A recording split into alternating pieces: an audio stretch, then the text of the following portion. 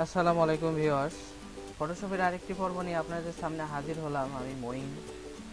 আজকের এই পর্বে ফটোশপ দ্বারা কিভাবে আপনি একটি টেক্সট লিখবেন সেটা আমি দেখিয়ে দেব, এবং টেক্সটটা কি সুন্দর সুন্দর ডিজাইন কিভাবে করবেন সেটা দেখিয়ে দেব এই ফটোশপ দ্বারা।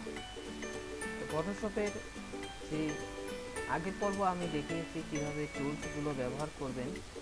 তো এখন যে পর্ব দেখাচ্ছি এই পর্বে আমি দেখাবো কিভাবে আপনি একটা টেক্সট তৈরি করবেন এবং ডিজাইন এবং স্টাইল ব্যবহার করে আপনি কিভাবে একটি টেক্সট তৈরি করবেন। ঠিক আছে, টোটাল বিস্তারিতটা আজকে আপনাদের মাঝে তুলে ধরবো। তো টেক্সট ব্যবহার করার জন্য আপনাকে যেটা করতে হবে, সর্বপ্রথম কিবোর্ডের কন্ট্রোল অল্টার এন প্রেস করতে হবে। কিবোর্ডের কন্ট্রোল অল্টার এন প্রেস করার পরে আপনাকে যেটা করতে হবে সেটা হচ্ছে যদি এরপর এখানে সিলেক্ট নাও থাকতে পারে, আপনি এটাকে এরপর করে নেবেন। দেওয়ার পরে ওকে করে প্রেস করবেন। করার পরে এটাকে আপনি যদি চান পোর্ট্রেট মোডে রাখতে, আবার যদি চান যে আপনি এটাকে ল্যান্ডস্কেপে রাখতে, সেটাও করতে পারেন। ঠিক আছে, আমি এটাকে ল্যান্ডস্কেপ করে নিচ্ছি। ল্যান্ডস্কেপ করার জন্য চলে আসবেন, পরে নোটের যে অপশন আছে সেটা আপনি করে নেবেন। ট্রাই করে দেখবেন, আপনারা একটা একটা করে হয়ে যাবে। তো এখানে যে আমি কি করব, এটাকে হলো লিখবো। কি লিখবো, ধরেন লিখতেছি ওয়েলকাম।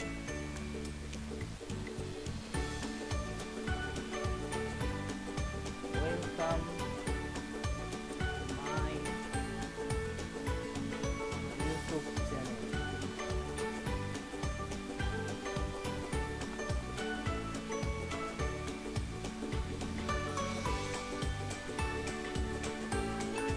এটা আমি হরিজন্টাল দিয়ে লিখেছি। ঠিক আছে, লেখার পরে এই লেখাটাকে আমি কি করবো, একটু বড় করে দেব। বড় করার জন্য আপনি কি করেন, কিবোর্ডের কন্ট্রোল এ প্রেস করলে টোটালটা সিলেক্ট হয়ে যাবে। তারপরে এখানে দেখেন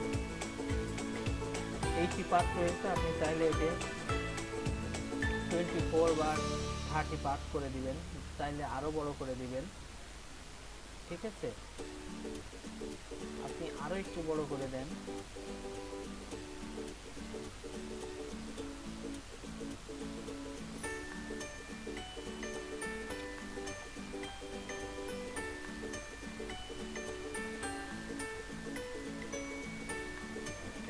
দেখেন এই লেখাটি করছি।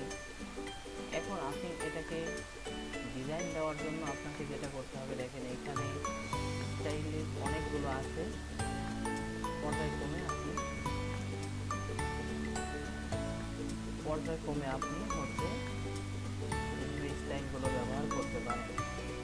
কোন স্টাইল, এই যে স্টাইল, একাধিক কালারের স্টাইল এখানে আছে সাজানো, আপনি চাইলে এক একটা করে ব্যবহার করতে পারেন। ঠিক আছে, দেখেন আমি এই স্টাইলটি দিচ্ছি, এটা পরিবর্তন হয়ে যাচ্ছে।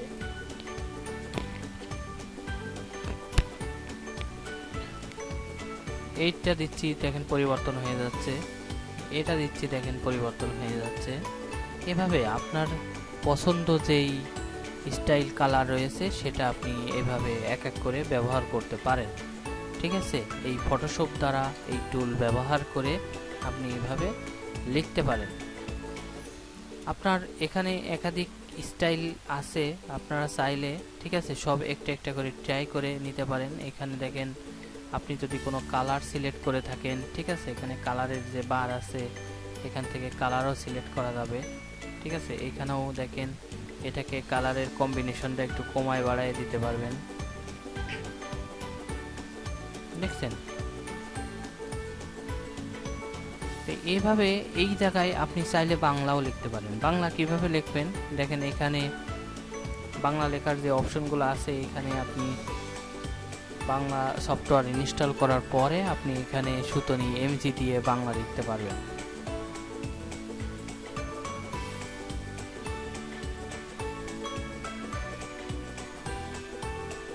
ফটোশপের কাজটা হচ্ছে আপনি যত চেষ্টা করবেন তত আসলে ফটোশপ সম্পর্কে জানতে পারবেন।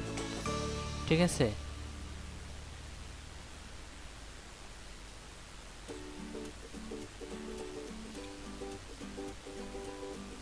এখন আপনি যদি মনে করেন যে এই লেখাটার উপর দিয়ে সাইড ডেটা স্টক দিবেন, ঠিক আছে, স্টকও দিতে পারবেন। সেটা কিভাবে দেবেন দেখেন, আমি স্টাইলটা একটু চেঞ্জ করি। ধরেন এই লেখার উপর দিয়ে আপনি একটা সাইডে স্টক দিবেন। স্টকটা দেওয়ার জন্য আপনাকে যেটা করতে হবে, এই সিলেক্ট টুল সিলেক্ট করে নিতে হবে। নেওয়ার পরে এখানে দেখেন রেক্টেঙ্গেল টুল আছে, এই রেক্টেঙ্গেল টুলটাকে আপনি এইভাবে সিলেক্ট করে নেবেন।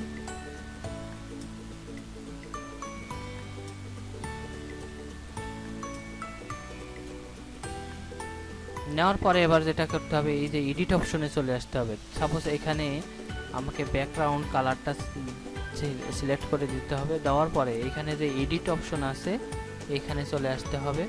দেওয়ার পরে রেক্টেঙ্গেলটি আপনি কি কালারের দিতে চাচ্ছেন, বর্ডারটি স্টকটি আপনি কি কালারেরটা ব্যবহার করতে চাচ্ছেন, এখানে একাধিক কালার আছে, ঠিক আছে, সেন্টার করে দিবেন। দেওয়ার পরে আপনি কত পিক্সেলের স্টক ব্যবহার করতে চাচ্ছেন, আমি 10 দিয়ে দিই। দেওয়ার পরে এবার কি করব, এটাকে ওকে করে দিব। দেখেন এখান থেকে সাইড দিয়ে কিন্তু একটা স্টক তৈরি হয়ে গেছে। এভাবে আপনি টেক্সট তৈরি করতে পারেন ফটোশপ দ্বারা। আপনাদের প্রয়োজন অনুযায়ী যে লেখা আছে এভাবে আপনার লিখে এভাবে টেক্সট তৈরি করতে পারেন এই ফটোশপ দ্বারা। তবে আমি বলবো ফটোশপের কাজ জানতে হলে আপনাকে একটু ধৈর্য সহকারে আমার ভিডিও দেখতে হবে এবং নিজে নিজে ট্রাই করতে হবে। আপনি যত বেশি ট্রাই করবেন আপনি তত বেশি এই ফটোশপের কাজ জানতে পারবেন। এখন আরেকটি বিষয় বলবো, সেটা হচ্ছে আপনি যদি এই ফটোশপ দ্বারা কোনো এটাকে এবার আপনি কি করবেন, সেভ যদি প্রিন্ট করা লাগে আপনি প্রিন্ট করবেন। আবার যদি মনে করেন যে না এটাকে সেভ করে রাখবেন, তা কিবোর্ডের কন্ট্রোল অল্টার এস প্রেস করে দেবেন। দেওয়ার পরে এইখানে যে ডেস্কটপটা আছে এটা সিলেক্ট করে দেবেন। আপনি কোন ড্রাইভে সেভ করতে চাচ্ছেন সেটার বিষয়টাই এখানে বলছে, ঠিক আছে। যেহেতু ডেস্কটপই আছে, ডেস্কটপ থাক। এখানে দেখেন ফরম্যাট আছে, নেম আছে, আপনি ফাইলের একটা নাম দিবেন। তারপরে এখানে ফরম্যাট আছে, ঠিক আছে, এই ফরম্যাটটি আপনি এখান থেকে ইউজ করবেন। কোন ফরম্যাটে এই ডাটাটি সেভ করবেন, ঠিক আছে, ছবিটি সেভ করবেন, সেই ফরম্যাট এখানে আছে। একাধিক ফরম্যাট আছে, আপনি আপনার প্রয়োজন অনুযায়ী আপনারা এই ফরম্যাটগুলো ব্যবহার করতে পারবেন, ঠিক আছে ভিউয়ার্স। তো এটা মূলত টেক্সটের অপশনটি আমি দেখিয়ে দিলাম কিভাবে টেক্সট করবেন। এভাবে টেক্সট আপনি হচ্ছে ব্যানার হোক, টেক্সট হোক, ইউটিউব থাম্বনেল হোক, সব আপনি এইভাবে তৈরি করতে পারবেন, ঠিক আছে। তা আপনি এখানে একটু জুমও করে নিতে পারবেন।